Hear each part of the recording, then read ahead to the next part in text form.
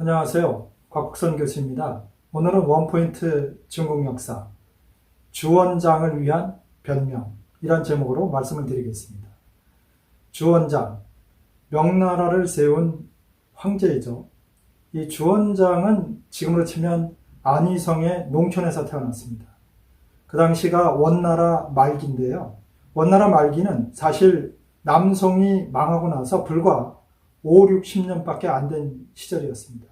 그런데도 원나라의 정치가 워낙 개판이었기 때문에 그 당시에 백성들은 굉장히 고통을 겪었습니다. 그래서 여러분이 잘 아는 홍건적의 난이 일어나고 또 백면교도들이 전국을 휩쓰는 이런 일들이 벌어지는 그런 시대였습니다. 그 시대 속에 태어난 사람이 주원장입니다. 주원장은 굉장히 가난한 집에 태어났는데요. 형제가 4명이었습니다. 그리고 가족, 아내, 남자가 이제 8명이었어요. 형제가 8명이어서 이름을 중8이라고 했습니다. 좀 이상하죠? 8번째 아이다 그런 뜻인데 주중8. 사실 중국에서는 아이들의 이름을 순서대로 번호를 붙이는 경우가 많았습니다. 그래서 주원장은 주중8이지만 사실 5대 십국의 첫 번째 그 후량의 황제였던 주전충도 어려서는 3번째 아들이었기 때문에 주3이었습니다. 좀 이상하죠? 이름들이. 이제 그렇게 불렀습니다. 우리도 뭐 사실 셋째야, 넷째야 이렇게 이제 부르기도 하죠. 어쨌건 정식 이름이 이제 주중8이었습니다. 그런데 주원장이 16살이 되던 해에 엄청나게 많은 메뚜기떼가 안희성 올려왔습니다. 거기에 엎친 데 덮친 대로 완전한 기근 상태였습니다. 그래서 수많은 사람들이 굶어 죽었는데요. 불행하게도 주원장의 아버지, 엄마, 그리고 형들 모두 다 굶어 죽었습니다. 유일하게 바로 위에 형 하나만 살아남았고 그 형과 형수 그리고 조카 하나 이렇게 넷이 살아남았는데 결국 먹고 살 게 없었습니다. 그래서 본인은 황각사라는 절로 들어가서 중이 됩니다. 근데 중이 된 것까지는 좋았는데 그 절의 주지가 워낙 아주 엄격해가지고 몇 년 있는데 도저히 못 참겠는 겁니다. 그래서 결국 절을 떠나서 약 한 3년 동안 유랑을 합니다. 그래서 자기가 태어났던 안희성 곳곳을 돌아다녔고 그 옆에 하남성을 이제 돌아다녔습니다. 그러면서 그가 보니까 이게 정치가 어떻게 돌아가는 것이며 백성들이 어떻게 고통을 받는지 그리고 이거를 해결할 방법이 뭔지 이런 것들을 이제 어린 나이지만 생각하기 시작했습니다. 그리고는 3년의 유력을 거치고 나서 이거 내가 더 배워야겠다. 그래가지고 다시 황각사로 돌아옵니다. 돌아와서 불경뿐만 아니라 다른 것까지 이제 공부를 하죠. 그래서 실제로 이 주원장이 썼던 문장들이 좀 남아있는데요. 그 문장을 보면 사실 상당히 명문이라고 평가를 받고 있습니다. 물론 누가 대필해줬다는 이야기도 있지만 어쨌든 주원장 자체가 그런 정도의 실력을 갖추고 있었습니다. 그런데 25살이 되던 해에 그 당시에 이제 중국의 전국은 완전히 홍건적들이 난리를 치고 있었습니다. 그래서 홍건적이 4개의 세력으로 나눠져 있었는데 그 중에 한 유력한 세력인 곽자흥 그 홍건군에 이제 가입을 하게 됩니다. 근데 가입을 하게 된 것도 참 우연한 일인데요. 그 홍건군에 가입해 있던 고향 친구가 편지를 보내왔습니다. 야, 너 중이나 해서 뭐하냐? 이 난세에 군대 들어서 한번 실력을 한번 발휘해봐라. 이런 이제 편지를 보내온 것입니다. 근데 옆에 있던 다른 사람이 그걸 알고 이 주원장한테 이런 얘기를 합니다. 너 정말로 홍건군에 들어가든지 어디로 도망가라. 다른 사람들이 네가 홍건군이란 도적대들한테 이런 편지를 받은 걸 알면 너도 같은 패로 몰려서 죽게 되니까 둘 중에 하나 택해라. 거기 들어가든지 도망가든지. 그래서 어쩔 수 없이 이제 곽자흥군에 들어갑니다. 근데 원래 이 명태조는 역사 속에 이제 얘기가 상당히 분분합니다. 얼굴이 굉장히 이상하게 생겼다. 그런 설부터 잘생겼다는 설까지 다 있는데요. 용맹했기 때문에 이 말을 타고 다니면서 엄청나게 싸움을 잘했습니다. 그래서 결국 이 홍건군 안에서 상당히 높은 지위에 올라가게 됐고 곽자흥이 가장 신임하는 부하가 됐습니다. 그래서 곽자흥이 자기가 양딸로 받아들였던 성이 마씨인데요. 이름은 알려져 있지 않습니다. 이 마씨를 이제 아내로 줍니다. 그 사람이 바로 유명한 마황우입니다. 어쨌건 이제 결혼을 하게 됐고요. 그 안에서 이제 용명을 떨치면서 29살 때 부하들의 추대에 의해서 오왕이 됩니다. 그 오는 지금도 그렇습니다만은 상해랑 수조 그 일대를 오라고 그럽니다. 그래서 오왕이 됐는데 그 당시에 주원장이 이름을 바꿉니다. 뭘로 바꾸냐면 주중팔에서 주원장으로 바꿉니다. 그 원자가 원나라 원자고요. 이 장자는 높은 사람들이 소유하는 그러한 옥을 얘기합니다. 어떤 결심을 나타내는 건데요. 결국 원나라를 내가 멸하겠다 이런 뜻을 담고 있는 이름입니다. 그래서 주원장 이렇게 이름을 바꿨습니다. 상당히 뜻이 컸죠. 그리고 오왕이 됐고 29에 그리고 나서 계속 이제 전쟁을 벌였는데요. 그 당시 가장 홍건군 중에 강력한 라이벌이 누구냐면 바로 장사성이라는 사람이었습니다.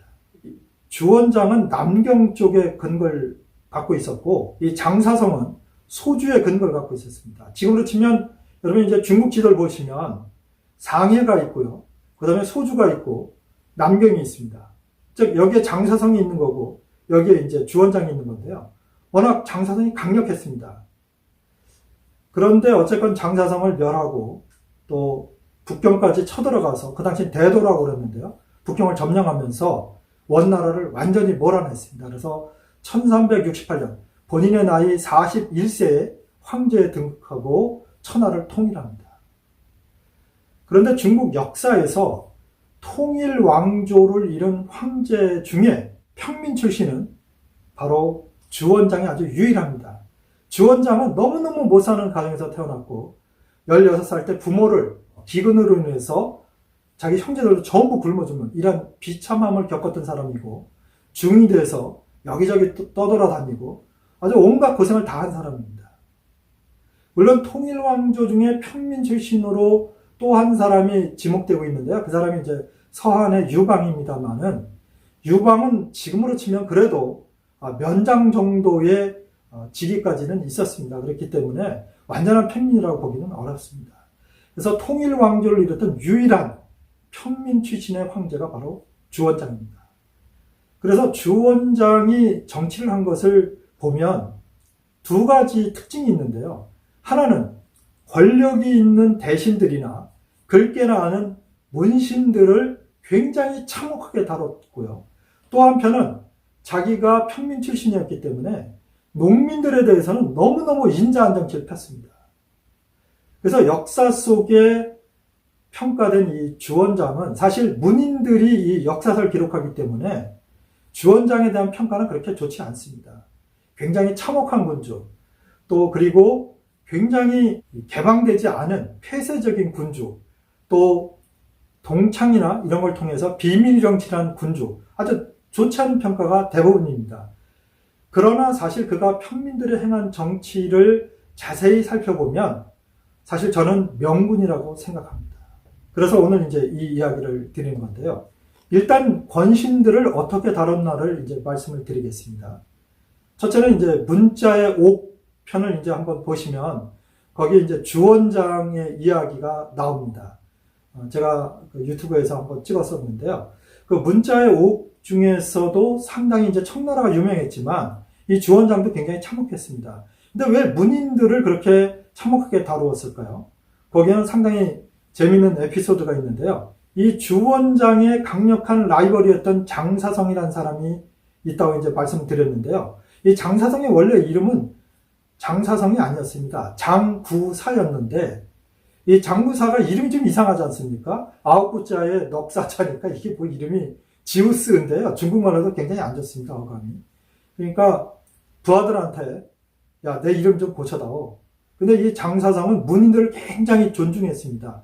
본인이 배운 게 없었기 때문에 글 좀 아는 사람들을 굉장히 높게 대우했는데 이 문인들은 그렇게 대우를 받았는데도 장사성을 굉장히 깔봤습니다.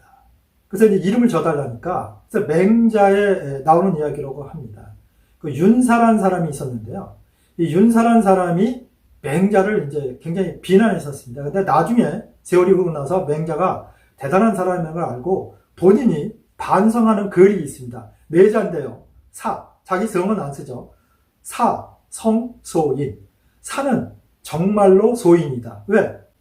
아주 현명한 자를 못 알아봤으니까. 그래서 이제 자기 반성의 글이 있는데 그 성이란 말을 따와서 장사성이라고 이름을 붙인 겁니다. 그러니까 결국 무슨 얘기입니까? 너 비록 우리 윗사람이지만 넌 소인이야. 이런 욕을 한 겁니다. 본인들이. 근데 이 장사성은 배운 게 없으니까 와, 이름 너무 좋다. 선비사자에 정성성자니까 그래, 참 이름 좋은 이름이다. 이러고 이제 평생을 사는 것입니다. 그것을 이제 글을 아는 이 주원장은 알고 있었죠. 이 장사성이 저 바보 같은 놈. 문인들이 자기를 욕하는데도 그것도 모르고 저렇게 좋아하는구나. 이렇게 알고 있었기 때문에 본인이 장사성을 멸하고 나서 수조에 남아있던 문인들을 한 명도 남기지 않고 깡그리 다 죽였습니다. 가족들까지. 이 자식들은 입만 나불거리지 도대체 다른 사람을 알아볼 줄 모른다. 그래서 자기가 황제가 되고 나서도 역시 그랬습니다. 그래서 문자의 옥을 일으켜서 많은 문인들을 죽였습니다. 그리고 권신들 같은 경우는 죽이고 싶어 죽인 건 아니고 첫 번째는 이 황제의 권한을 확립하기 위해서 이 승상제도를 이제 없애려고 했습니다. 승상이라는 건 지금으로 치면 이제 국무총리죠. 그래서 국무총리가 밑에 있는 장관들의 의견을 받아서 이제 대통령한테 보고하듯이 옛날엔 승상이 밑에 있는 장관들의 의견을 받아서 황제한테 이제 보고를 하는 그런 시스템이었습니다. 그러다 보니까 이제 승상의 힘이 세졌는데요. 그 당시에 유명한 사람이 호유용입니다.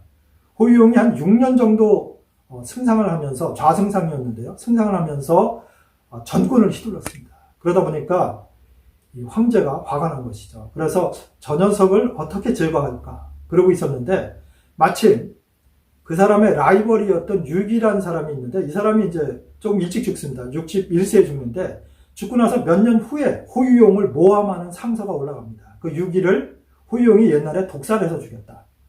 사실 그렇게 죽인 것 같지는 않은데 어쨌건 그러한 상소가 올라가면서 이거 어미 조사해봐라 이런 명령을 내려서 순식간에 좌승상이 체포됩니다. 체포되고 그 일족들을 전부 체포해서 무려 몇 명을 죽이냐면 13,000에서 15,000명이라고 그러는데요. 그 기록에 남아있는 것은 13,000명입니다.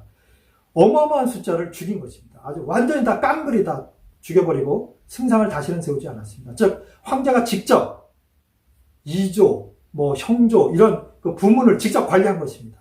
그 밑에 물론 장관들은 있었죠. 그러나 황제가 직접 장악을 해서 명나라는 끝날 때까지 승상을 세우지 않았습니다. 그래서 황제가 엄청난 권한을 갖고 휘둘렀던 나라입니다. 그리고 두 번째는 자기 아들의 제위를 안정화하기 위해서 다시 한번 옥사를 일으킵니다. 그때 주원장의 나이가 63세였습니다. 옛날 나이로는 굉장히 적지 않은 나이죠. 그래서 이제 자기가 이거 내가 얼마 안 있으면 죽을 텐데 이 아들을 어떻게든지 안정적인 기반 위에 올려놔야겠다. 이제 이런 생각을 갖고 있었던 것입니다. 그 당시 아들 나이가 사실은 적지는 않았습니다. 27 이 정도였는데요. 그 첫째 아들이 주표인데요. 이 주표라는 사람은 마황우, 자기 엄마를 닮아서 굉장히 인자했습니다. 이 마황우도 문인들을 죽일 때 상당히 여러 번 직접 나서서 황제를 말렸습니다. 당신 정말 깨끗한 정치, 또 멋있는 정치를 해야 되는데 그렇게 현실에 조금 어둡다고 해서 문인들을 그렇게 죽이면 되느냐라고 간언했던 사람 중에 하나가 이제 마황우고 또 그걸 못마땅하게 여기고 항상 문인들을 보호하려고 했던 사람이 주표입니다. 그런데 주원장은 이 주표를 너무너무 사랑했습니다. 왜냐하면 자기와 달리 너무너무 사람이 인자하고 또 배운 것도 많고 부하들한테 하는 걸 보니까 얘가 황제가 돼야 된다 이런 생각을 갖고 있었습니다만은 자기와 같이 나라를 세웠던 이런 권신들이 워낙 힘이 세니까 제거해야겠다는 생각을 갖고 있었습니다. 그래서 63세가 되던 해에 그 당시 그렇게 강력한 권력을 갖고 있지도 않았지만 77세에 이선장을 제거합니다. 제거하고 또 53세였던 육중형, 그 당시 군권을 쥐고 있던 육중형을 모함을 해서 제거합니다. 왜? 군대를 갖고 있으니까 이 육중형이가 위험해 보였던 것입니다. 그래서 그 일당을 죽였는데 무려 3만 명을 죽였습니다. 놀라운 일이죠. 3만 명. 아주 깡그리 다 없애버린 겁니다. 그런데도 마음을 못 놓고 있었는데 하필이면 그 아들이 38 8살에 죽고 맙니다. 얼마나 가슴이 아팠겠습니까? 자기 제위를 물려줄 후덕한 임금이었는데, 그리고 손자를 보니까 손자가 그 당시의 나이가 16살입니다. 그래서 고민을 한 겁니다. 이거 내가 제위를 아들보다는 그래도 자기가 사랑했던 아들이니까 손자한테 물려주기로 하고 황태손을 세웁니다. 그리고 자기 아들들은 변방에 전부 왕으로 내보냅니다. 주원장은 아들이 26명이나 있었고요. 마황우가 난 아들은 5명입니다. 그 중에 네 번째 아들이 그 유명한 영락제 주체인데요. 사실 주체는 마황우의 아들이냐 아니냐가 상당히 불분명합니다. 본인은 마황우의 아들이라고 그렇게 이야기를 하지만 역사서에 따라서는 다른 비빈의 아들로 되어 있습니다. 어쨌건 간에 26명의 이제 아들을 밖에 보냈는데, 사실 순리대로 보자면 주체를 황제로 앉혔어야 됩니다. 그런데도 불구하고 큰 아들을 사랑했고 또 손자를 사랑했기 때문에 황태성을 세운 것입니다. 그런데 자기가 보니까 이게 불안한 겁니다. 16살밖에 안 됐는데 이거 내가 죽고 나면 이거 어떻게 나라를 다스릴 수 있을까? 그리고 이 삼촌들도 워낙 비란한 것 같기 때문에 쉽지 않을 것 같다. 내가 살아있는 동안에 권력 있는 놈들을 다 제거해야겠다. 이런 생각을 가진 것입니다. 그래서 큰아들이 죽고 1년 후에, 즉 황태선이 17살이 되던 해에 다시 한번 옥사를 일으킵니다. 그 당시 군권을 쥐고 있던 남옥을 모함해서 반역죄로 몰아서 처형합니다. 그러면서 그 일당 15,000명을 죽입니다. 어마어마하죠. 그리고 나서 이제 몇 년 후에 이 주원장은 눈을 감습니다. 근데 여러분, 이렇게 참혹하게 자기 황권을 확립하기 위해서, 또 아들의 제위를 확고하게 하기 위해서, 또 손자의 제위를 확고하게 하기 위해서 수많은 사람들을 죽인 걸 보면 이 주원장은 상당히 폭군 중에 한 사람으로 평가받아야 합니다. 하지만 제가 왜 주원장을 명군이라고 하냐면, 주원장이 실제로 백성들을 대상으로 했던 정책을 보면 명군 중에 명군이라고 할 수 있습니다. 첫째는 원나라 때 대기근이 들고 아주 농업이 황폐화됐습니다. 그래서 여기저기 유민들이 많았는데요. 본인이 황제가 되고 나서 가장 강력하게 추진했던 것이 바로 농업 부흥 정책이었습니다. 그래서 어떻게든지 농민들이 농사를 짓게 하고 그 사람들의 세금을 상당 부분 감해주고 또 노역을 시킬 때에 농사 짓는 저를 피했으며, 그것뿐만 아니라 노역도 가능하면 줄여줬습니다. 그래서 운하를 진다든가 뭐 이런 걸 할 때도 노역이 필요했지만 가능한 한 노역을 줄였고, 또 노역을 시킬 때는 또 백성들한테 다른 부분에 있어서 세금을 더 감면해주는 이런 조치를 취했습니다. 그래서 농업이 부흥하게 됐습니다. 그리고 원나라 때 제멋대로 굴고 바로하던 상인들을 다 제거해버렸습니다. 물론 상업이 죽는 이제 부작용도 있었지만 어쨌든 풍속이 아름다워졌고 농민들이 이제 살게 된 거죠. 그래서 국가의 경제가 이제 부흥하기 시작했습니다. 그리고 두 번째는 본인이 굉장히 근검 절약을 했습니다. 그래서 마항우 자체도 근검 절약을 했지만 본인도 근검 절약을 해서 다른 왕조에 비해서 명태조 주원장이 통치했을 때는 굉장히 근검 절약하는 황실을 구성했었습니다. 그리고 세 번째 아주 중요한 업적 중에 하나가, 그 당시에는 권신들이나 돈 있는 사람들이 이 노비들이 많았습니다. 그러니까 사적 노비가 많았죠. 공노비가 아니라, 즉 관비가 아니라 사노비들이 굉장히 많았는데요. 주원장이 이걸 한꺼번에 다 없애버렸습니다. 무슨 소리냐? 노비 없애라. 그래서 중국판 노예 해방을 한 것입니다. 그래서 명나라 때는 실제로 사노비가 없었습니다. 아주 중요한 공헌을 한 것이죠. 그리고 네 번째는 명태조가 이런 이야기를 합니다. 반역죄를 하거나 이런 자들을 처형하는 건 좋다. 그런데 일반 백성들이 뭐 도둑질을 했다고 이 손을 자르거나 코를 벼거나 이러한 신체형을 가하지 마라. 그냥 감옥에 넣어도 되고 곤장을 쳐도 되는데 그런 참혹한 형벌은 하지 마라. 좀 이상하죠. 본인은 수없이 많이 죽였는데 어쨌든 간에 일반 백성들에 대해서는 코를 자르거나 뭐 손발을 자르거나 이런 신체형을 가하지 못하게 했습니다. 이런 면에서 보면 상당히 또 인정미가 넘치는 사람이라는 걸 알 수 있습니다.